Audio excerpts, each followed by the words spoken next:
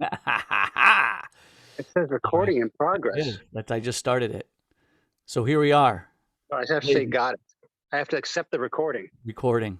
This is Real Singers on Singing podcast number 18, I believe. 18. My my my 18. my my first question to you, sir, is Yes, why am I 18th? you were first, and now you're 18th. You went I right know, straight down in the toilet. I know, right? What it was is you did me, and then you realize, oh man, this is awful. I got to find some real I got to people. find some real singers and some, right, exactly. And then we went, and then now it's the return. It's my little series on Real Singers on Singing, but the series is called Opera Singers Do It Better. Oh, That's the new series that I'm doing right now because it's mostly with opera singers. And what I truly believe that opera yeah. singers, the technique of opera singers is much better than from what I'm seeing out there in these new, where they talk about CCM and they coin these phrases, commercial music, singing, whatever. And Yeah. what I believe, prove me wrong. I hope somebody pulls me on a podcast that opera singers do it better. So this is where we are. But where are you right now? This is Alexander Kariotis, That, Maestro Alexander Kariotis. And where are you right now? This looks fancy. yeah, I'm very fancy. I know. Is that great or what? Can So you see beautiful, that back actually. there? Oh, can't you Yeah. see?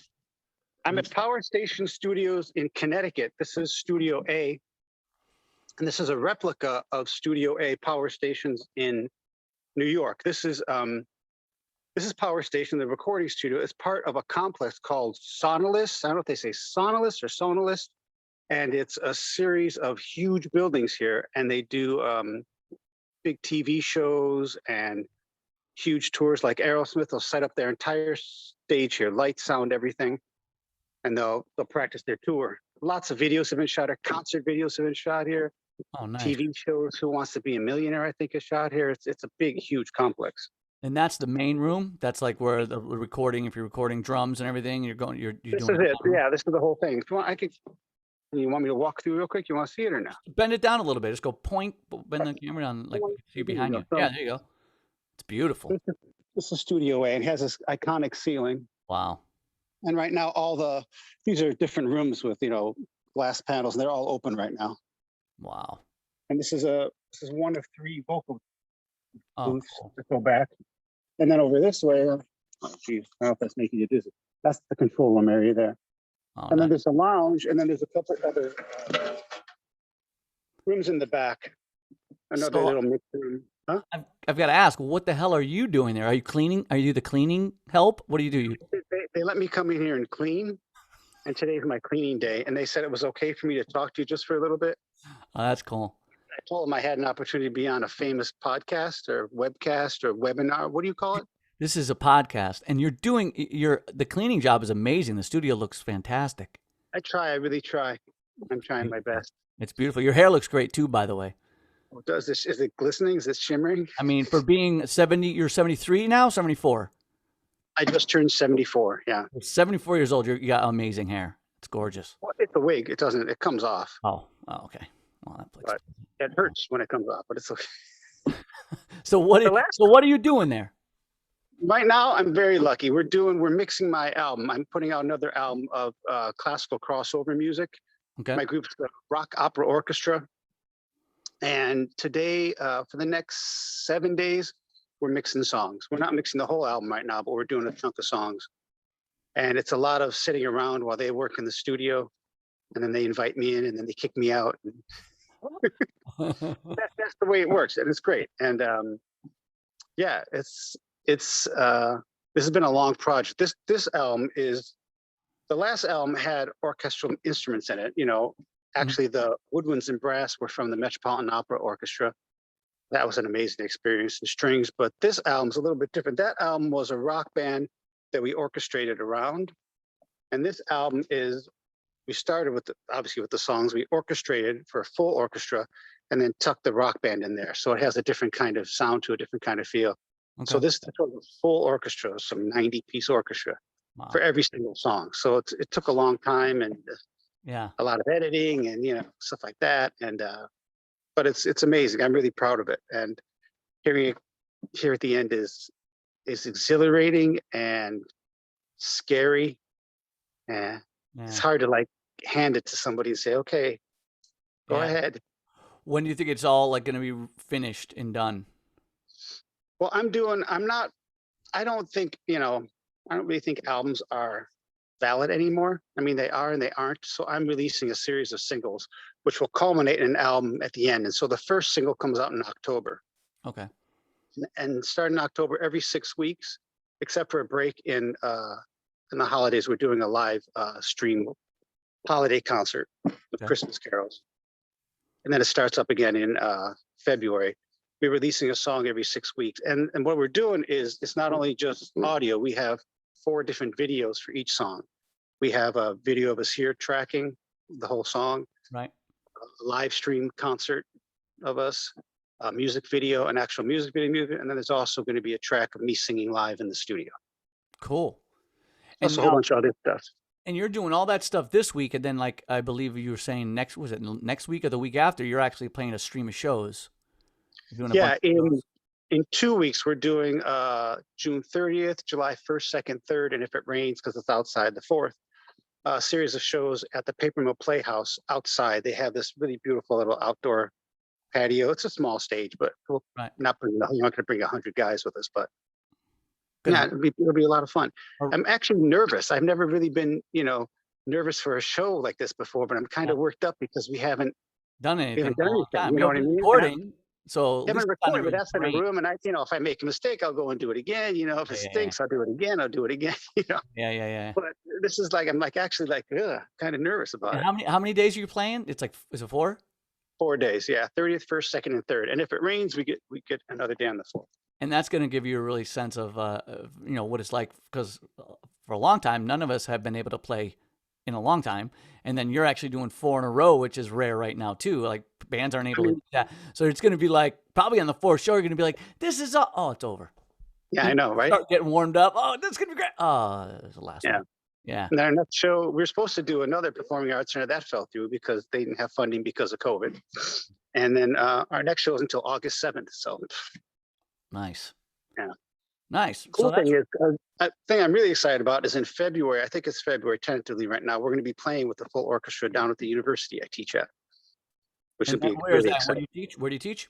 The University of Texas at El Paso. I'm a voice professor there. I teach both classical music and Voice professor.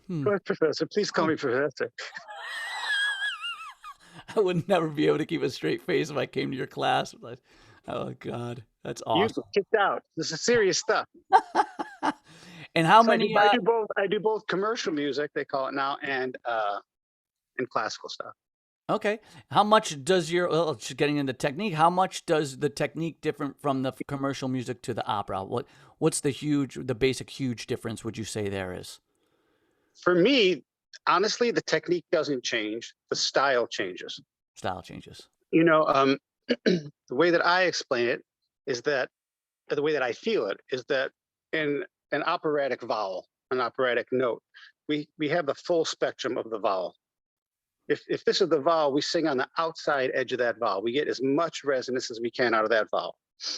And with free vibrato and stuff. But vibrato is already talking about style. We'll just talk about technique. Right. In commercial music or in pop music and rock, and so we start playing with that size of that vowel. We squish it down. We don't make it as resonant. And that's how we can take that and move it into the style. But fundamentally, the registration is exactly the same. The support is exactly the same. The approach is exactly the same. And that's why I'm able, for me, that's why I'm able to go back and forth so easily on high notes or whatever. So I've studied with you for a long time on and off. And I'm sorry, I'm trying to give you that money back. Yeah, I can't wait to get some of that back. But we've talked about this. It's funny because you just said the word, so I'm going to ask you again because I always ask you. You said, the support is the same. So let's just talk about support because I've been going through these things and everyone's kind of giving their explanation. What is support to you? What is the inhale? What is the exhale on the sound? And what is the body doing? And what do you want it to do? And how long do we have? We said You've got 3 minutes for each question. Go. Okay, so the way that I was taught support was the Italian technique of appoggiare. Who taught you this? Well, I got it from a series of people. The first person, my main voice teacher when I was going to the Mannes Conservatory of Music was Dan Merritt. Dan Merritt, a wonderful tenor, awesome voice, sang at the Met, sang regionally, super, super supportive man. I love him to death, and I really owe him everything. I really do. I was a young tenor who could kind of sing, and he just sat me down and said, get ready to work. And he taught me, I had a great work ethic from my brother, but he taught me really what it is to be a serious singer and what you need to do, how to look forward, how to look within, how to get. One thing he told me that was really wonderful, he says, our goal is to have little successes every day or little successes every week. You know, little successes, they pile on top of each other and it gives us the quote unquote big success. Okay. So that was really great. And so it was with Dan Merrick that I started that. And then, you know, Luciano Pavarotti came and sang a concert at Carnegie Hall. The school's in New York. And I wanted to meet him. You know, the whole reason why I got into classical music was because of him. I saw him at a concert in Chicago, and there was something about his voice that just. He was your favorite tenor. He was your Yeah, favorite. I could relate to his sound. You know, not saying that I have a voice like him, that'd be ridiculous, but I could relate to his sound. I heard in his voice, you know, I heard in my voice that same kind of quality. Like someone like Domingo, it was so baritonal. I'm nowhere near any of that. I was like that. I couldn't do that. And back then, you know, you had Corelli, and I was like, you know, I don't have that quality either. And all the other guys had these big, rich voices. When I heard his, I was like, oh yeah, I see where that is. I can feel where that's at. So my real goal was to try to get to him to study with him. That was it. I know we're kind of off the Appoggiate thing, but this is right. No. This is going to tie in. Yeah. And so I went to Carnegie Hall. I had a friend who was working at Mannes, who was working at Carnegie Hall, working the stage door. And I said to him, look, I got a ticket to see the concert. It's actually the concert with him and piano with John Wustman. And it's a live Carnegie Hall concert. That's the one I was at. And so I rushed backstage. I knew he always ended with Nessun Dorma. I knew that was it. And I ran backstage. And I got to the stage and the guy let me in, and I went back and I was able to meet him right away. And I actually talked to him and I said, look, my name is Alexander Kariotis. I'm a young Greek tenor. And from this day on, I'm going to follow you wherever you go and you're going to teach me. And he just laughed and laughed and laughed. And he said, I like your stuff. He said, but you can't follow me. I said, look, I'm going to follow you everywhere you go and you're going to teach me. And he said, no. And I said, I'll be your assistant. Well, he already had an assistant who he eventually ended up, you know, not this one, but the second we ended up marrying. But yeah, I was a little kid, and I understood why he said no, but I was trying. And so my next goal, and my one goal that I wanted to also do was to study with John Wustman, who's a pianist and accompanist and coach. And Wustman had played for everybody and coached with everybody, Bergonzi and Nicola Gedda, and those guys. You know, Bergonzi's sound was so beautiful. I could relate to the timbre, but not the beauty, because my voice wasn't pretty back then. Some say it isn't pretty now either. But why are you shaking your head yes for? No. I can't believe they would say that. Anyhow, so I started studying with Wustman as well, with Merrick. And it was then that we were talking about what Merrick was talking about was this Italian Appoggiate. And then, long story short, I know I've already done it. I went through Wustman. I was able to study with Arrigo Pola. He made the first introduction for me. And Pola was Pavarotti's teacher. And we it was the same kind of technique that was going on there. The Wustman and Pola were a little bit different than Dan. Started talking a little bit more about the Appoggio being a little bit lower than Dan was, but it was basically the same thing. So I was already kind of going that way. So let's talk about it. The inhalation is really pretty simple. People talk about it and have, 4-hour podcasts or 4-hour YouTube videos and, all this crazy kind of stuff. And it's really pretty simple because, believe it or not, we actually inhale all the time, Right. So, but the key to inhalation is to be relaxed. If our stomach is tight, the diaphragm won't go down. So when we take a breath, in our mind's eye, we try to get that breath all the way down to below our belly button. So if we can relax everything and just think of the breath just going all down there, let your stomach get big, let it be fat. Don't worry about what you look like and just let it fall down there. You'll feel that expansion. And you'll feel from the bottom to the top expand. And when you get that inhalation, you set what I call this barrel, right? And you get that breath, it sets the barrel and your ribs are out, your stomach's expanded, And from, you know, from your chest down below your belly button, you'll feel that entire expansion. So that's taking in the air. If you're tight at all, if the stomach is tight, you know, there's squeeze, that diaphragm won't go down. You won't get that full breath. And what happens to a lot of singers as they sing, they get tighter and tighter within that area, and they get what I call short breath or the Right. stacking feeling, like, oh, and they get kind of stuck. And like, by the time you get to the high note, they're exhausted and they don't know why. It's because we need to let that go. Luciano talked about, I think he said it in videos before, I've heard him say it, is that you have to have the courage to let go of the stomach before you take the breath. And you know, his English at that time wasn't as great as it was later. And basically what it is, you know, when you're nervous, you always have trouble breathing. You're like, I don't know why. Oh my God. Yeah. I don't know what's going on. I'm freaking out, right? Yeah. And that, if you can analyze that, that's your stomach getting tighter and tighter. Yep. You know, and that feeling of butterflies in the stomach also makes that tight. Yep. And you have to have the courage to go, okay, just relax and let it go so you can actually take a breath. Right. So that's for me is inhalation. You know, my wife came up with a cool little idea, is that she calls it a breath plie. You know what a plie is, the bending down and dance. If you think of the breath going down like that, it gives you that nice thing. Right. You know, one thing that I hear a lot of people talk about, you know, some people talk about, I guess, is you want to hear that noise of the breath coming through. All that noise is just the cords slightly coming together and going over there and drying you out and causing tension in the inhalation. We don't want any of that stuff, you know? Yep. So So, then now you've got the inhale and you're about to make your sound. uh-huh. And what So, happens? so what happens is, so, you know, the appoggio, the way the Italians talk about appoggio, and the way that Pola and Johnny Raimondi, the guys that I study with, and Luciano and Wustman talk about the appoggio, is that it happens very low. And the way that we find that spot, what I call the epicenter of the breath, meaning that all the roads lead to this spot, and this lean, appoggio means to lean against something, is down below the belly button. If you could take your hand and you put it on down there and you cough, you'll feel it, your stomach kick out. Right. Or laugh. You'll feel it go, doo, doo, doo, doo, doo. And that epicenter, that spot, it's about that big or so, where you feel that is the epicenter of our breath, meaning that we breathe to that spot, and that is the spot that we lean from, appoggio, to lean against something. And it's a very active verb in Italian. You know, let's lean against the piano, let's push the piano away, let's get this guy out of the way. And it's an active lean. So how active would you say? And as you go high, lower to higher on a long scale or a long phrase, and you're going to go to the high C, is it always coming out, or does it get to a point and it stops and then the breath just keeps flying? for me, it never locks up. Never locks. It's always moving. It has to be buoyant.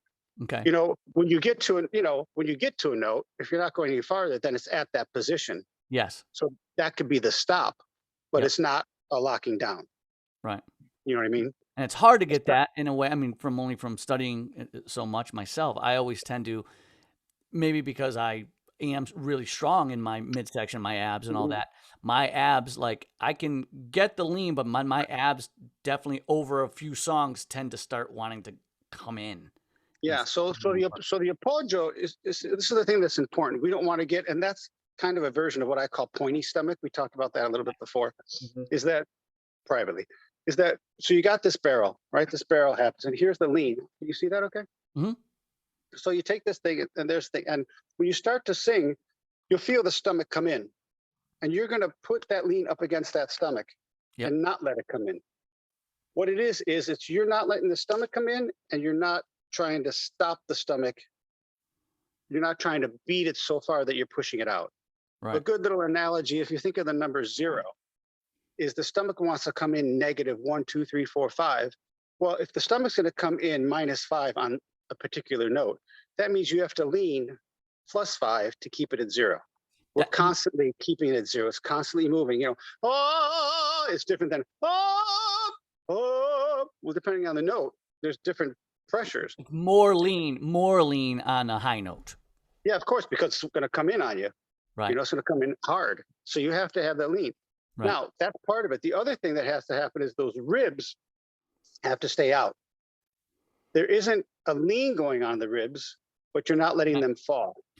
If the ribs fall and you get this, what I call pointy stomach, then the lean will start locking off on you. You'll start to lock off the stomach muscles.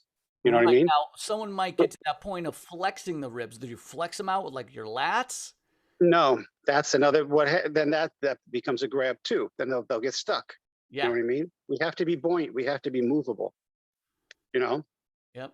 And the other thing about leaning is it has to happen down at that spot, that epicenter that I talked about. If we don't get it down there, we start to use these muscles and start to flex. Okay. And there's a direct correlation between those flexing of those muscles and those ribs coming in and the throat closing off. Well, I've been with you in a room and touched you in many ways. And Talk about that. no, and it's support. And Oh. as I watch you sing, I would be amazed because I'd be like, wow, like nothing moves. Like a lot of times you'll see the first engagement, somebody's chest might drop just a little, but then they're fine. They got the notes, they're good.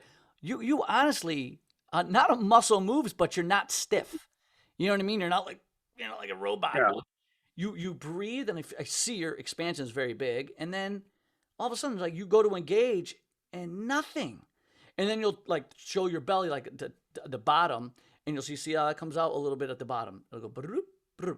But literally, your ribs, your chest, your abs, nothing moves. It's just kind of, it's not, whereas I get, it's not rigid.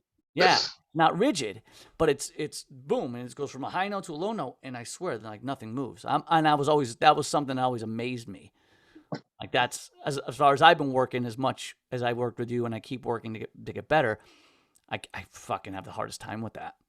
It's hard. It takes time. That's balance. That's what I call the balance. It's hard because it's easy. It's very easy to go oh and start to grab.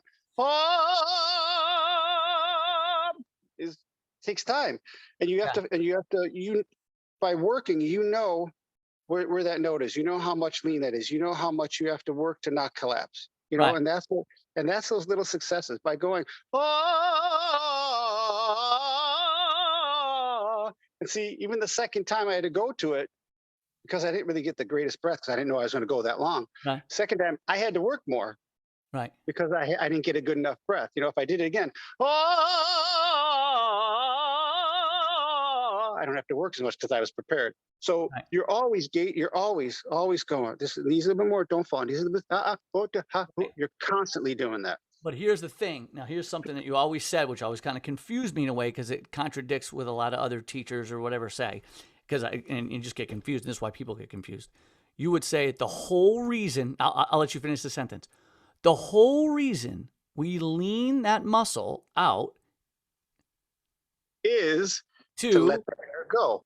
The air.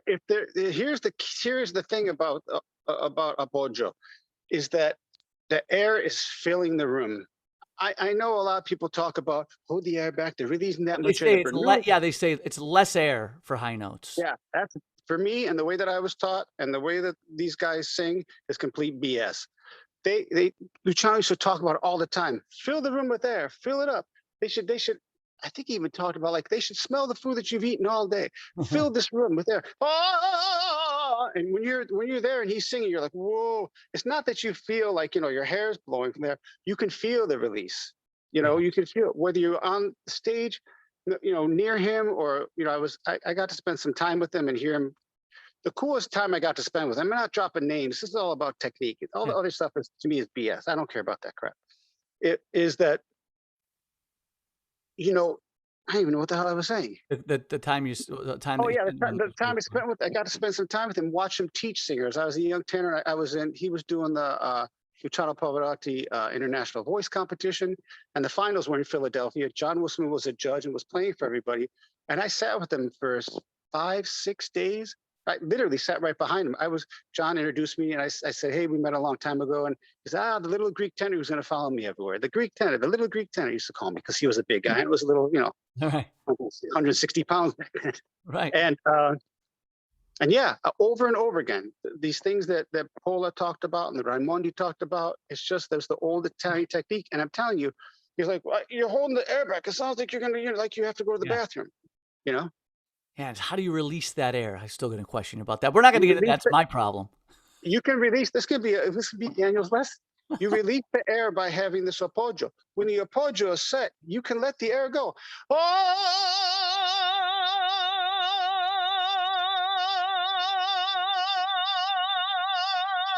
I'm letting it go. You don't hear any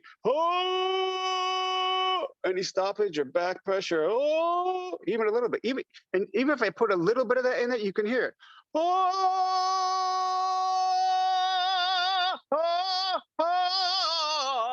And I can let all that come out. And it feels wonderful and free Yeah. because I have this underneath. Yeah. You have to have that. If you don't have that air flowing, in simpleton terms, the air has to flow so the vocal cords can vibrate. So why did and I love it because you've answered this for So me dry. before, but My allergies are you can crazy. answer this a little bit for everybody too. Pavarotti talked about, it's like going to the bathroom, right? Yeah. Once again, it's because of I think it's a little bit because of the language barrier. What it is the appoggio is down low, and you can see it in videos. If you watch him sing, especially when he wore his tux, you could see it, the appoggio working way down low. It's not grunting and laying down, because when you go to the bathroom, if you're having a hard time, and everything else. But the idea was that the expansion is there and the lean happens, and it really wasn't about going number 2. It's about going number 1. That's the same muscle. Funny story, analogy my wife uses all the time that I steal from her is: you're at a movie theater and you drink a big, huge drink. You're watching the previews, and you're sitting there, you're drinking, and the movie comes on. You're like, oh my gosh, I gotta go, I gotta run to the bathroom, I gotta pee. And so you run up to the bathroom, and you get there, and you try to pee as fast as humanly possible. Right. That's the appoggio. That's the muscle that you're using. Right. It's very different than going number 2. You know what I mean? It's a different muscle. So that's what he's talking about. He's not talking about that. Right. Okay.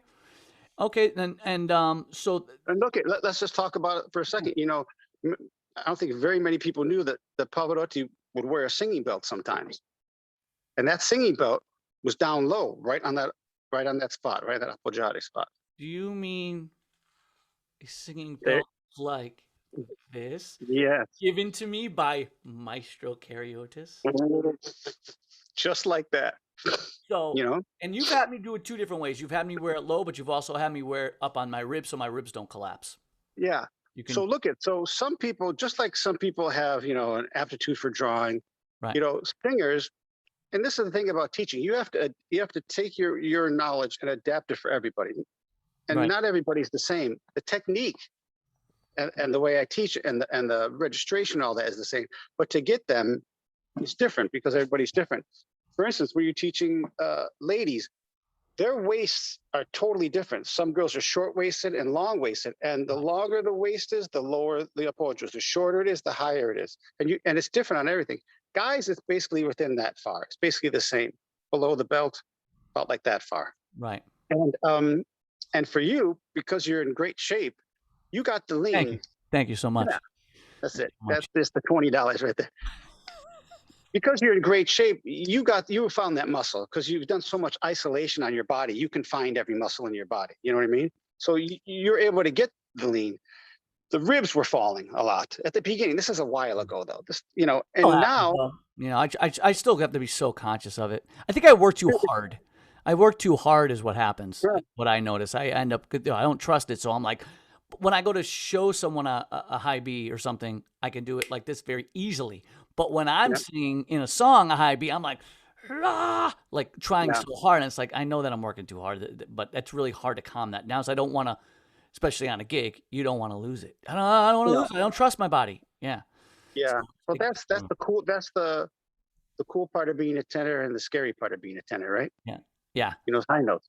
You're on the wire the whole time. And the work that you're doing, how much would you say the work is? Like how hard is the P muscle working? Depends on the note. It also, here's the other thing. It also depends on the day. Like right now, you can hear it. I'm having trouble with my allergies. And also it's like incredibly hot here right now. We're having a heat spell. It's like 90, it's almost 100 degrees here, and the humidity's super high. You can hear it in my speaking voice probably.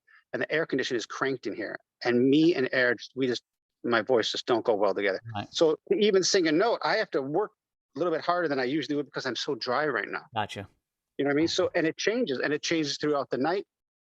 You can get on a stage, an opera stage, a rock stage, and you're like, sound check, you can be fine, or a dress rehearsal, you're fine. And then you come out for the show and you're like, oh my God, it's so dry here. I don't know what they did. Did they sweep before we came out here? You know what I mean? Right. And all that, everything affects the voice, but also affects the appoggio. And so how hard do you work? It depends on how you're feeling. Well, It you would do depends on the where S you're at. exercise. You would do like the S exercise, the hissing. Is like how much harder is the work than the hissing, than the. Well, in that's not so hard because there is resistance, Right. and there's a small opening for the air to come through. So if that's at 2%, well, when you do a lip trill, that jumps to 80%. Well, lip trills are kind of closer air escaping wise to singing. And you do lip trills. You don't do them much with voice. You usually do them unvoiced. I do them unvoiced because when they're voiced, for me, they're grab. Yeah. And you're working that, and we don't want to work that. Right. Yeah. Smart. I was never a lip trill guy. So Yep. dry. I was really never a lip trill guy. We did other breathing exercises. We didn't do lip trills. Right. You did that. You did the S-ing. That was like a breathing. You did the panting, right? You did the fast pant. Yeah. Well, and that's packing air, where you get the air and you're practicing that barrel, working the approach without doing anything. Yep. Okay. That's like an isolation exercise for it. Any other support exercises that you work with? No, I'm a firm believer that I do those too. I think you have to be singing to really work the breath. Cool. You can do those other stuff, but it really needs to be in conjunction with the singing. Now, something we gotten into in the past, and I've asked you this before, and it's kind of another question I really wanted to ask you because it's on the minds of a lot of people that learn singing, is this idea of the larynx going down. And how different that you learned that it wasn't a concern with you or Pola or Merrick or Raimondi or any of those teachers. It wasn't a thing. Talking about the larynx as a separate thing was never a thing. We didn't talk about, there was no raising of soft palates, making extra space, drop the lungs, pull the tongue back, compression. When you do that sound, all that.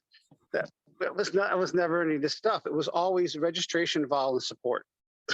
And it makes it a somnambulistic way of singing. We're using our ears to tune, and we're finding the squillo, we're finding the register, we're finding the vowel. And all that extra stuff is just manipulation that doesn't need to be part of the sound. Mm-hmm. I've told you this before, and I'm repeating myself. I tell it all the time, but it was the very first lesson that I went to see Pola for. I had like an hour and 20-minute lesson. It was great. And then I was like, well, thank you. I'll see you tomorrow, because I was there for a few days. I was doing a competition in Milan, and I went down to Modena.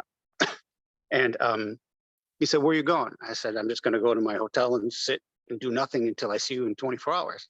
He said, why don't you just sit down here and stay? I'm like, oh, you have teaching to do. He's like, nope, come on, stay, learn something. I was like, great. I had that connection because of John Wustman, and he called ahead, and you know what I mean? He was like, this kid's, a student of mine. So I sat there. I literally sat there. He had this big big chair. I think if you see some videos of him teaching and talking, he's sitting in the chair that I sat in. I'm almost positive. It was like this old high back chair. Right. And I sat there, and it was like 2 hours, 2.5 hours, maybe, like at least 2 lessons, you know what I mean? Something like that.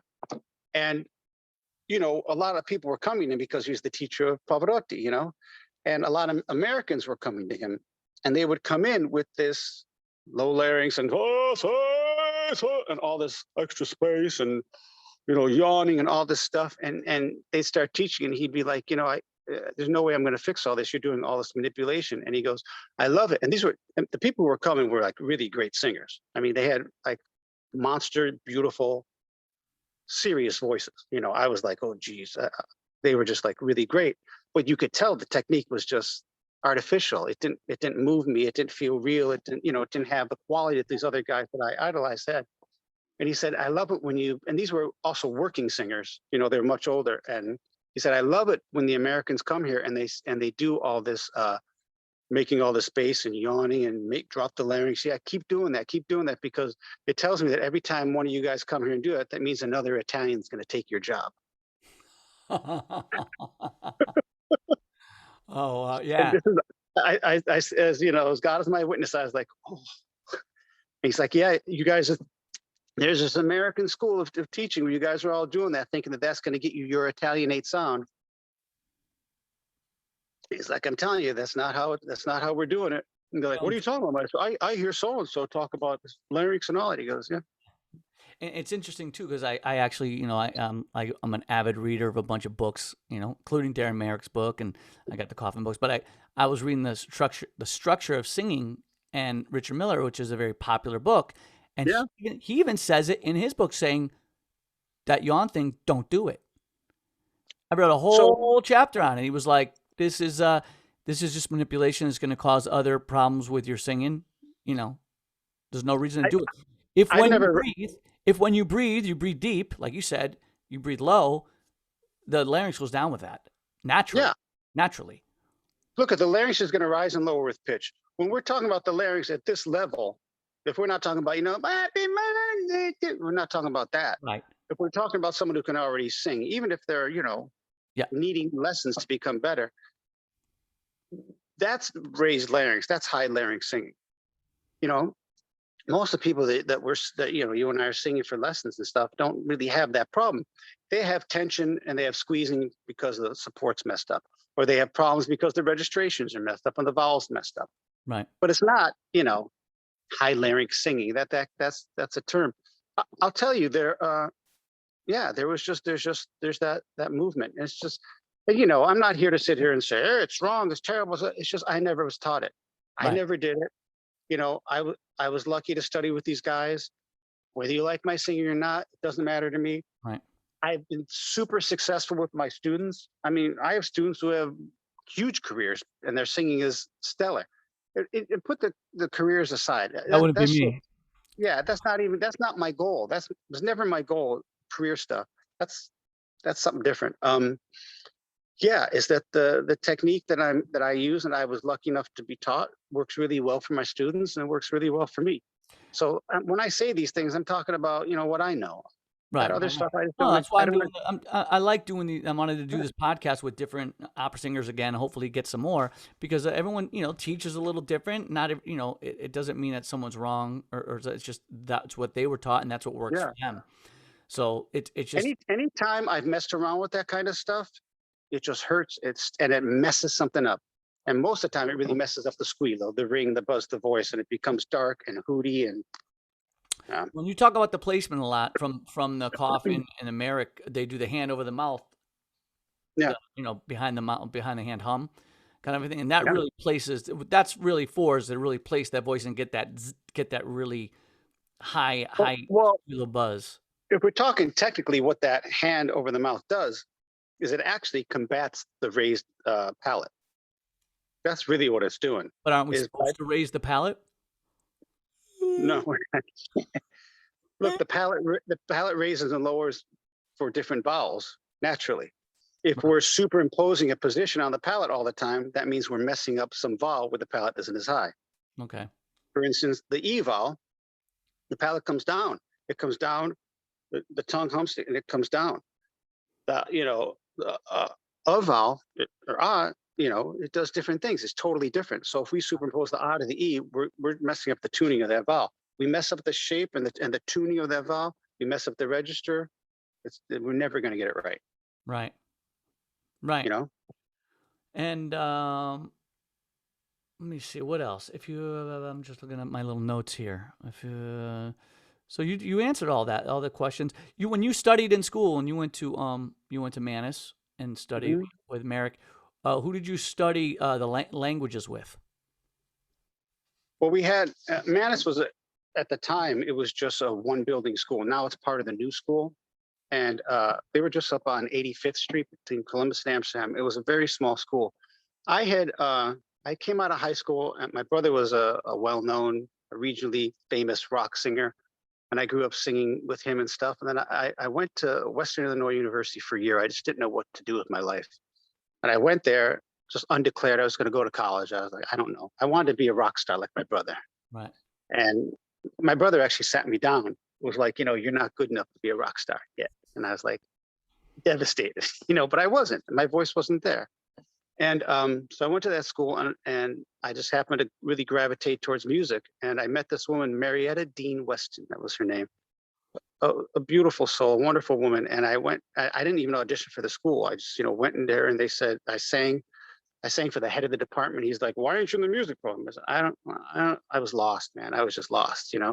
And he said, go study with Marietta. And so I declared being a music major, and I went and sang for her. And she sat me down. She said, look, you shouldn't be here. You should be going to a conservatory. I'm like, the hell are you talking about, a conservatory? I was singing classical music through choir and stuff, and I was enjoying listening to Pavarotti, but I wasn't, I didn't think I had, at that time, anything to offer. And she said, we're going to spend this first semester getting you ready to audition for the music conservatories. And that's all we're going to do. And then you got to get out of here. And that's what we did. We spent the entire semester, got my repertoire together, and practiced like crazy. And she got me all ready, and I got in everywhere. And I wanted to go to, this is a funny story. I wanted to go to, when I auditioned for Juilliard, and it was just too huge. And everybody there was so much older. And basically, you were, at that time, I don't know what it's like now, you were being taught, the undergraduate students were being taught by graduate students. They were paying off their scholarship by teaching undergraduates. And I'm like, I'm not going to study with a kid who's a couple years older than me, and, live in New York and starve to do that. Same thing was kind of going out to Manhattan School of Music, and I felt lost there too. And when I went to Mannes, it was very small, and I liked that. But really, one of the real reasons why I went to Mannes was because there was a soprano there. Judith Blagan was her name, right? Judith Blagan, who had sung Elisir d'Amore, the Elixir of Love, with Pavarotti. And I thought, if I could study with her, maybe she could help me. It was a quest. Pavarotti, yeah. Look, it sounds like I was stalking him, but it wasn't him. Sure. It was the technique. I was stalking that technique. You know what I mean? I wanted to know. I wanted that technique. I thought his technique was perfect, and that was always my quest. I want to be that good. I want to have that solid of a technique. Everything else didn't matter. It was just, because nothing matters if you can't sing well. You know what I mean? Right. And so I was going to study with her. And what happened was she had cancer and passed away before I got there. Wow. And so I had to re-sing for the faculty. And when I sang, someone was watching out for me, and Dan Merrick said, I want him, and took me into his studio. And I didn't know Dan Merrick for nothing. I just didn't know him, because I was like, Judith Blagan, Pavarotti, I'm on my way, And yeah, like I said, it was my lucky star. Something was going on then. And yeah, first lesson, he goes, okay, we have a lot of work to do. Like, I know. And then who taught you like your Italian, your French, your German? Oh, I'm sorry. You asked that question. Yeah. So at Mannes, I'm sorry, I get on a tangent. At Mannes, we studied with Nico Castel. So Who's Nico very Castel. famous. Very What? famous. He's very famous for teaching language. Yeah, he's a diction coach. That was his, we took languages, while you're at Mannes, you took, a year of 1 or 2 years of each language.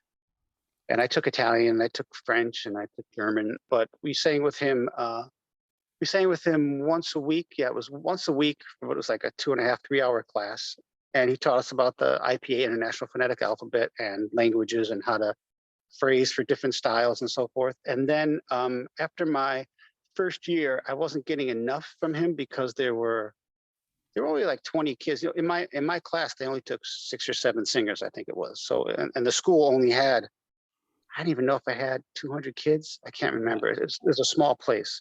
Your classes, I'd have 6, 7 people in the classes with me. But that class had all grades, and there's about 20 maybe, give or take. And I wanted to study with them. And so I started studying privately with them my 2nd, 3rd, and 4th year there. And subsequently after, whenever I was in New York. And it was also a treat, because his studio, he was singing at the Met. He had been at the Met for 30 years. So I would go to the Metropolitan Opera, and I'd walk through the stage door acting like I belonged. I go to his office, and he'd go, Kariotis, you don't know what the hell you're doing. He'd scream at me for an hour, and I'd be like, this is great. And I'd leave. Yeah. And so, yeah, he was wonderful. He was for us young singers, he was scary, but he was had a heart of gold. And he made you work. That was for sure. I remember one time, and I'll go on something else. Sorry. I got up to sing forgot what the song is. L'alba sapara dalle luce l'ombra. It's a Tosti song. And I got up to sing, and it was a famous song that all the big tenors sang. And I got up, and he said, "So what are you saying, Kariotis?" I said, "L'alba sapara dalle luce l'ombra, Tosti." He goes, "Sit down." I said, "What?" He goes, "Yeah, sit down. You're not singing that." I'm like, "Why? I want to try." He goes, "You're not ready. Sit down." He goes, "Come back with some Schubert or something." Oh, that's hilarious. And it was true. It was right. I went, and I told Dan, I said, "So how was, what's going on?" He said, "I got up to sing L'alba sapara dalle luce l'ombra." He goes, "What the F you singing that song for? We never worked on that song." I wanted to try it. He goes, "Listen, you don't try things out until Right. you've worked on them for a while." He goes, "You're not ready for that." I wasn't, Yeah. How Anyhow. much? How close because you ended up studying later on when your wife was singing at the Berlin Opera, right? You Yeah, ended at the up Deutsche Oper Berlin. yeah, you ended up going there with her, and then you would end up going back and forth to was it Bologna or Modena? Where did you go to see Raimondi? Both. Raimondi was in Bologna Right. and Pola was in Modena. And you would go now. How much different, or if any different, was Raimondi teaching compared to what you learned from Pola? It was the same thing. The same thing. All those guys, they all study. It's that the Regione Emilia, right? That area Yeah. where all those guys where the bel canto technique, the northern bel canto technique came Yep. from. And so when I would work with Pola, it was more technical stuff. Right. When I would work with Raimondi, my very first lesson with Raimondi, it was amazing. I had been listening to him like crazy because he was an amazing singer too. And he picked me up. It was the Monday after Easter, and I took the train to Bologna. And he said, "I'll pick you up because I live kind of far away. You won't be able to get to my place." I was able to take later on take a bus and so forth, but I don't know. He picked me up in this big Mercedes, and we drove through the hills of Bologna and to his place. And he had this like farmhouse and this big barn. And in the barn, back then, that era, when you performed Tosca, you brought your own costume. So he had like mannequins set up with his Tosca costume, his Norma costume, Oh his wow. Pia costume, and pictures of him and Callas because he sang a ton of times with Callas, and awards and busts, and it was like walking into the Raimondi Museum. But it was great. And we sat down, and at that time I was working on Lucia, and he said, "So what are you working on?" I said, "Lucia." And he goes, "Okay, I know Lucia." I'm like, "Yeah, no shit, you know Lucia. I have 300 performances of La Scala, Lucia." Right. He goes, "Great." He pulls out his score and he goes, "Cominciare, we can begin at the beginning." So here's the first sentence. You got to be careful when you come on the stage, you're warmed up because this first, and that's it. And we did Lucia. When I say we did Lucia, we flipped through and sang Lucia. It wasn't, the arias and this and that. And it was amazing. It's like when Wow. you get to, you got to sing this cues. You have to sing this close. A lot of guys are singing this up, but don't sing it open because in next act you're going to be exhausted. You got to get that B natural. So you got to thin out the. It was like it literally was like if you went to Tiger Woods and said, "Hey, I want to take some lessons." He goes, "Come on, let's play a round of golf," and you played golf with him. You know what I mean? Or Right. Jordan, you said, "Let's play one-on-one." He said, "Let's play." You know what I mean? It was Yeah. amazing. When you say open and closed, you say, "Oh, accuser here, oh, up at here, whatever." Where does this always happen for you? Where do you feel that happen? Where do you feel that you And do? the voice is always outside my face. I feel it go up and down outside. It Right. never doesn't back, doesn't get hooty. It's always right there. Right. And so And that's opening and closing to the passaggio, to the E to the G, And right. it depends on the vowel. It depends on the moment. It depends on, are you Right. going up? Are you going to sing a note and come down? It's all dependent on what's going on. Right. And for you singing through the passaggio, uh, from what I learned from you is you're always closing, and then you get to the A flat, and then you start reopening through. Yeah. So It's like an hourglass as you come up. Oh, yeah. okay, yeah, okay, and all right, so that's cool. And what else I want to ask you? So Pavarotti being you're not much in the opera world anymore. Like you don't, you could just kind of do your own thing. One of the things that you did that a lot of people don't know is you sang. There was a famous Broadway show about Maria Callas called, what was it called? Masterclass. Masterclass. And you sang how many performances of that show off Broadway? I've done about almost 300, I think it was that. Two something. I think I actually tried to figure out between 250 and 300. I had first done it I was going after my wife and I were in Germany for 6 years singing, and she was the Deutsche Oper. She's a huge opera star. She I sang mean, with you know, she sang with name me some of the people that she's actually sung on stage with. oh geez, I mean, it'll be people that not a lot of people know now, but she's been on stage with a lot of famous people. She did a lot of big roles at the Deutsche Oper, and of course, drawing a blank. But she sang with Giuseppe Sinopoli. I think she did Denise Graves' first Carmen. She did it at Rome at the Santa Cecilia. She's done a lot of roles, man. She's done a lot of stuff. I think Jerry Hadley was one, correct? Yeah, she did the Magic Flute with Jerry Hadley. I Yeah. don't know if she did Pamina with Jerry Hadley or Estadama with that one. Did she sing with Arrigal? She sang with Aragal, yeah. She had a small role in that, then Don Carlo. Okay. Julia Verdi was the main soprano of that. But yeah, she was great. I mean, she was at the Deutsche Oper when she was 22. She came right out of college and got a stipendium, which is like she won a competition that was a 1-year contract at the Deutsche Oper singing small roles. And within that year, after about like 5 months, they offer her an actual contract to be a fest singer, singing roles. So she did a lot of little roles, and then she did big roles. She did a concert with Simon Estes, who did the first, he was Porgy and Bess. She actually sang Porgy and Bess with Simon Estes in Interlaken, Switzerland. I mean, the list goes on and on. Right. She's amazing.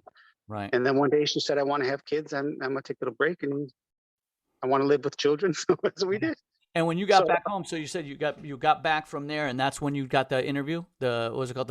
What's it called? Yeah, the audition for it. Yeah. And so we came home from Germany not knowing what we were going to do, and we went back to Chicago, and Northwestern University offered us scholarships to get our masters in a year. And we did La Boheme together there. And during that time, somehow my name was passed on to people. They were doing a regional performance and masterclass in Illinois at this theater. And then that cast was hired to go on a Columbia Artist Management took that after we did a 6-week run there in Illinois. Then they took that cast on a tour. See, this is a while ago. They took us on a small tour, and then they took us on a bigger tour. It's just, and then weeks would go by, and they, hey, Alex, we're doing masterclass. And then all of a sudden I got a call. We're doing a Broadway tour of masterclass, meaning that the actual Broadway show, the sets, the costumes, the director, the Broadway director, and the lights and the sound, we're going to Toronto to the Royal Alex Theatre, big, beautiful theater. And we're doing it there for 6 weeks, 8 weeks, something like that. And it was such a whirlwind. You know, Columbia artists did this, management took this tour, and they took me to do that. And the cast that was in Chicago, it was the same. The 3 supporting roles were taken to Chicago, and they were using somebody else, Maria Callas. And you know that, I don't know if you know this or not, but in Friends, they had, in this TV show Friends, they had that list of people that you could have, famous people that you could have sex with. Oh, right. You can make, yeah, right. You know, who are your top 5 of famous people? And that's okay. So I told my wife, hey, let's make the list. And she's like, I don't want to make the list with you. And just jokingly, we went ahead and made the list. And on my list was this actress I didn't know her name. This actress who was in the movie Frankie and Johnny with Al Pacino. There's a pretty hot and heavy. Yeah. It wasn't Michelle Pfeiffer. It was just this other woman. Yeah, I can't think of her name, but I'm picturing her face. Yeah. I didn't know. I couldn't remember her name. And so, yeah, okay. Girl from Frankie and Johnny, you know, whatever number it was. So they kept mentioning names. Hey, you're going to be doing masterclass with Zoe Caldwell, who was originally one of the girls who originally did it on Broadway. And then we get a call a couple of weeks later. She's not doing it. You're going to do it with Patti LuPone, who also did a tour and did it on Broadway. And then a couple of weeks will go by. She's not doing it. You're going to do it with Faye Dunaway, I think she owns the rights to do the movie of it. Yep. I'm like, Faye Dunaway, that's awesome, great. Like, nah, Faye Dunaway's dropping out. It was just like, you know, it didn't matter, you know, to us because we had already done it. But they said, so since it's in Toronto, they found this Toronto actress. Her name's Kate Nelligan. And I'm like, who the heck is Kate Nelligan? And I got off the phone and stuff like that. I went downstairs and said, Amy, we're the newest Maria Callas is this actress named Kate Nelligan. She goes, what? I said, Kate Nelligan. I know. I guess she's pretty famous. I guess she's a Canadian actress or something. She goes, she's number 4 on your list, asshole. It was a woman from Frankie and Johnny. Oh, hilarious. And I'm like, yes. Yeah. Did you end up doing it? Did she end up doing it? She dropped out. Ah! She Amy probably knew. Amy made a phone call. Amy made a phone call. So, but then what happened is we ended up doing it with Elizabeth Ashley, who is a famous actress. She's won Tony Awards, and Okay. she's a stage animal. She was great. We ended up doing it with her, and it was amazing. It was really amazing. Lots of cool stories, and she was great. She was great. And what I got hired also to I got hired to go on interviews with her, and did I help her with her Italian? I think there was another guy. No, I was hired to help with the Italian in Chicago, I think it was. I don't think someone else was doing it for Toronto, but I would go, they'd say, Alex, go on interviews with Elizabeth and talk about operas, because she's a Broadway actress. She didn't know a lot about opera at the time, but she was trying to learn this monster role in a short period of time. It's all her on the stage, and we come on and have little moments and come on and off. Right. And so I'm like, great. And so I would go to these interviews, and I talk about Maria Callas, this and that, like, so what do you think of Maria Callas? She said, talk to Alexander. Oh, nice. She was great. Cool. Yeah, that's cool. There's because I've seen there's clips of the original Maria Callas doing it that you could find. Yeah, those are based on the master classes Juilliard. Yeah. Yeah. All right, because we're running out of time here. I'm gonna hit you with one more. We talked about the yawning. We talked about the support. For you, it's all about registration, support, registration, vowel, and squillo. And squillo. Obviously your favorite singer was Pavarotti, as far as opera singers, right? Yeah, I could relate to him. Yep. Anybody new? Has there been anyone in the last bunch of years? I know you don't really follow the opera world anymore, but is there anyone that you go, man, I like that guy's voice? I guess I'm old school. I just listen to the guys that I've always loved. I know I hear stuff and I know some of these guys, but I just don't. Yeah. Yeah, I'd rather listen to Bergonzi than anybody new. I'd rather listen to Pavarotti. I'd rather listen to Raimondi or Gedda or those guys. What did Bergonzi do the first time you met him? I met Bergonzi once again because of John Wustman. John was great. He took me under his wing, and we would go places. He'd say, hey, look, I was in New York. He taught at the University of Illinois in Chicago, and then he would fly everywhere. Yeah. And he'd say, I'm coming to New York, let's have a couple lessons, let's hang out, have some dinner. And I'm playing for Bergonzi. I'm like, whoa, can I, he goes, yeah, you're going to come, and wow. So I would go to the dress rehearsal. So I would go hang out, and I walked up, and he's, John's fluent in Italian, and my Italian was okay. And he's like, Carlo, this is Alexander Kuros. And he goes, hey, how you doing? And he hits me in the stomach, like, pow. And he goes, Appoggio. It freaked me out. He goes, listen, this is the greatest lesson you'll ever have. Appoggio, Alexander. Appoggio. I was like, yes, maestro, yes. He goes, okay, what are we going to eat? It's like, And John's cracking up. Yeah. Oh, that's funny. Yeah. And the fact that you do crossover stuff, you're going to get a lot of shit. It's going to be the first one to tell you.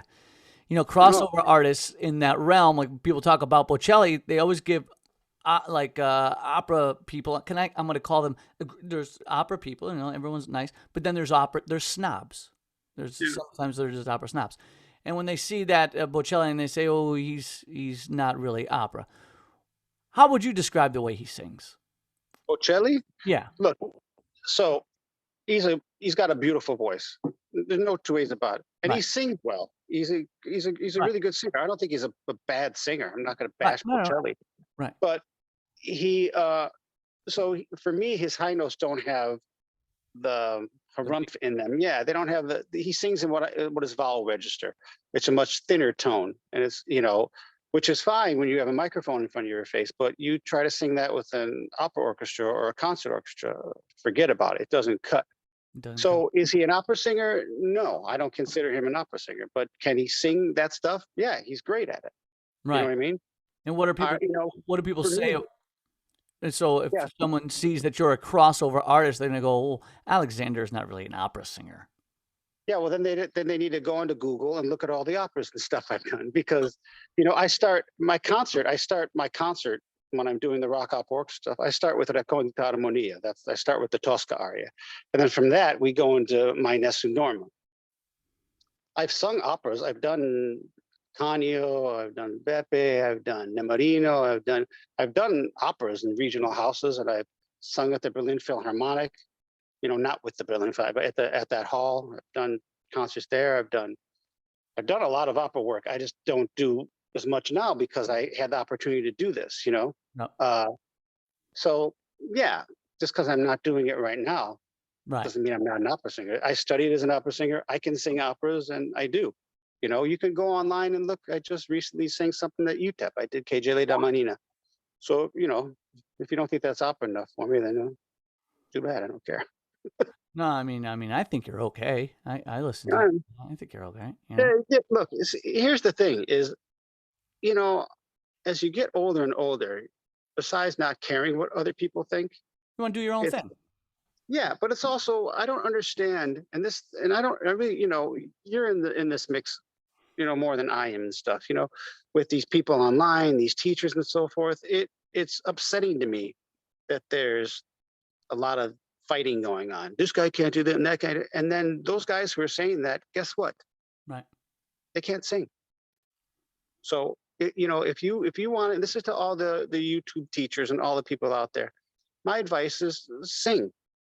You know, you want to teach, and you want to do all that stuff, and then you should be singing so we can see that you can teach. I'm a huge Oh, so you don't believe you don't have to. Most of the time, I see what's correct on YouTube and different platforms is you don't have to sing to teach. That's not true. That's a no, false statement. That's false. I don't believe in that at all. What do you And mean? I think What are you trying to say? I'm saying if you can't sing, you should not be teaching these people how to sing. Why? But what if Plain and I simple. know? But I'm a teacher and I've read a lot of books and I've got a degree and I know the amount of pressure written down X times 4 times 3 equals this -4 temperature of the subglottic pressure to the supraglottic pressure. That's great. Good. You've read a book and But you've so I know regurgitated that. I know information. that. Yeah. But I know But that stuff. the pressure that you don't know is the pressure of standing up and singing. And that's the pressure you need to know, because technique is there for you when you're under stress. And when we get up to sing, we're under a lot of stress. Look, Yeah. when you stand up in front of, you know, you walk on these opera houses, these concert halls. I sang at Avery Fisher Concert Hall. I did a concert there with orchestra. You walk out onto that stage, and the first thing you do is you say, "There's no way all these people are going to be able to hear me over this orchestra," especially when you're doing concert. If you're doing concert opera or, you know, Puccini Gloria or something like that, the orchestra is there on the stage with you. If you don't have technique and you don't have that support and that squillo going, forget about it. And you need to know how to handle that pressure. And you fall back on the technique. If you've never lived in that environment, then it's all theoretical. And singing is in theory. And you know, singing is getting up and doing. You know, I mean, you've had 1,000 gigs. It's you have to get up and do it. And once you get up and do it, and if you're successful at getting up and doing it, then you have the aptitude to tell someone who hasn't done it, this is how we do it. Yep. And it's also important to actually be doing it, I think. Sure, if you're older and you're retired, you know, so I mean, you don't have to actually be singing, but you know, Right. No, I get it. you know, and this idea that, you know, the music that I'm doing is in, you know, opera and so forth. Sing my show once. It's filled with high C's. It's filled with B naturals. It's, you know, the show I'm doing now is Nessun Dorma, the Racconto Che Geli da Manina. You know, a song that I have, Lucky in Love, has B naturals in it, and the tessitura is crazy. I mean, the show that I do live is way harder than any opera. It's way harder than Bohème. It's, you know, way harder than Bohème. It's just you got to do it. You got to do it. You know, and I'm saying this to the students. I'm not saying this to the teachers. If you're a student, find someone who's singing you admire. Yeah. Find someone, you know what I mean? Find someone who's singing great and you go, you know, I want to know how to do that. Yeah. Don't find someone who can do a slick YouTube video with a PowerPoint and stuff. Right. That's great. Go to them for how to create a PowerPoint YouTube presentation. Yeah. You know? Yeah. I mean, don't you agree? It's no, I pretty do. common No, sense. that's great. That's a great way to look at it. And I'm going to end this here because that was a great way to end it. Before we end it, I want you to say squillo one more time. So I like the way you say it. Squillo. And I like the way it sounds good. All right, everybody. This is Alexander Kariotis. Thank My you name's for David having me, my Farmiga. friend. Yeah, dude. Thanks for doing this again. I always bust your balls, and you know, you're my friend. You're my teacher, but you are more my Friend. friend at this Yeah, point. You're more my yeah, friend at this point. I'll see you in about a week or so. I'll be in New York. yeah. I'll see you. And this has been Real Singers on Singing, and the series is Opera Singers Do It Better. Dude, thanks again. I really appreciate it, man. Thanks, man. I love you. I love you too, man. Bye, Talk to you everybody. soon. All right, bye-bye. Be well.